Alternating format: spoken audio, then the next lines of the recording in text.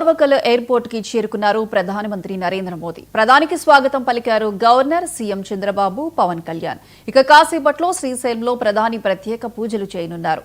అనంతరం బహిరంగ సభకు భారీగా జన సమీకరణ చేయనున్నారు. 7,000 ప్రత్యేక బస్సులు ఏర్పాటు చేశారు. 7,500 మందికి పైగా పోలీసులతో బందోబస్తును ఏర్పాటు చేశారు.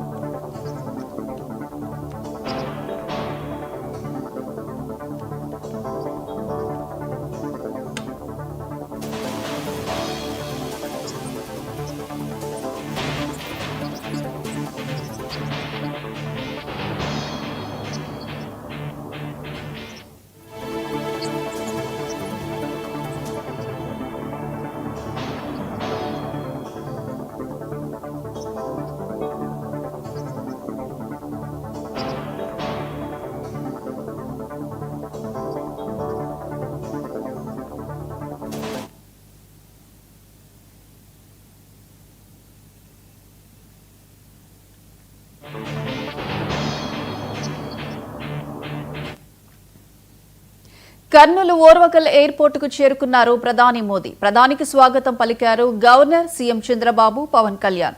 కాసేపట్లో శ్రీశైలంలో ప్రధాని ప్రత్యేక పూజలు చేయనున్నారు. అనంతరం బహిరంగ సభకు భారీగా జన సమీకరణ చేయనున్నారు.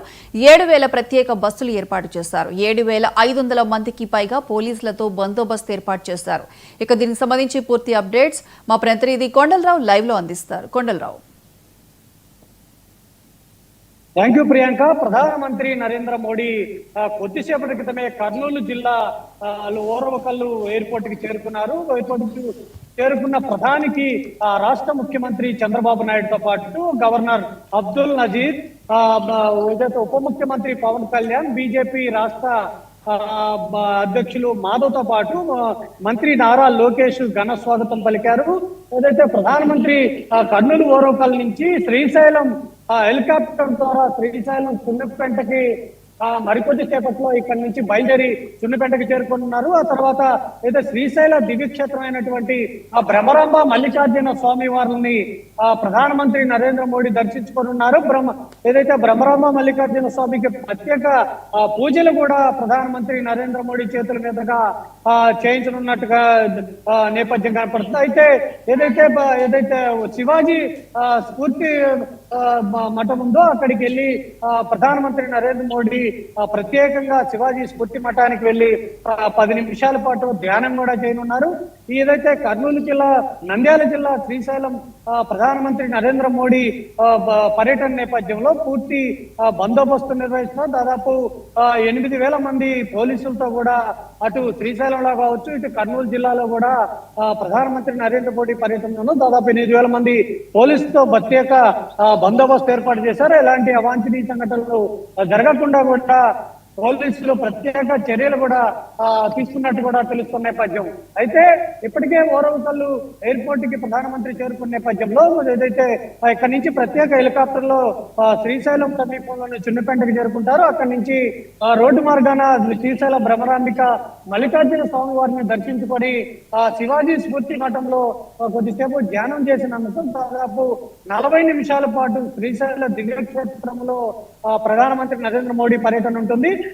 ఏదైతే ముఖ్యమంత్రి చంద్రబాబు నాయుడు ఏదైతే శ్రీశైల దివ్యక్షేత్రాన్ని ఎలా డెవలప్ చేయాలనే దాని మీద కూడా ప్రధానమంత్రికి నరేంద్ర మోడీకి వివరించుతున్నారు. అయితే అనంతరం ఏదైతే సున్నిపెంటకి చేరుకుని రోడ్డు మార్గాన సున్నిపెంట నుంచి ఏదైతే సభాస్థలి కర్నూలు నగరంలోని సభాస్థలి ఉందో అక్కడికి చేరుకున్న అనంతరం జిఎస్టీ దాని మీద భారీ బహిరంగ సభ ఏర్పాటు చేసిన నేపథ్యంలో ఈ బహిరంగ సభకి ప్రధానమంత్రి నరేంద్ర మోడీ 2:30 గంటలకు ఇక్కడికి చేరుకోనున్నారు. ఇక్కడికి చేరుకున్న అనంతరం బహిరంగ సభలో కూడా ప్రధానమంత్రి కర్నూలు జిల్లాకు సంబంధించి కావచ్చు, రాయలసీమ జిల్లాకు సంబంధించి భారీగా వరాల జల్లు కూడా కురిపించనున్నట్టు కూడా తెలుస్తుంది. దీంతో పాటు పలు అభివృద్ధి కార్యక్రమాలకు కూడా ప్రధానమంత్రి నరేంద్ర మోడీకి ఈ రోజు శంకుస్థాపన చేస్తారు. కొన్నిటికి ప్రారంభోత్సవాలు కూడా చేస్తున్న నేపథ్యం ఉంది. కొన్ని జాతికి అంకితం, కొన్ని ఏదైతే జాతీయ రహదారులు ఉన్నాయో వీటిని జాతికి అంకితం చేయనట్టు కూడా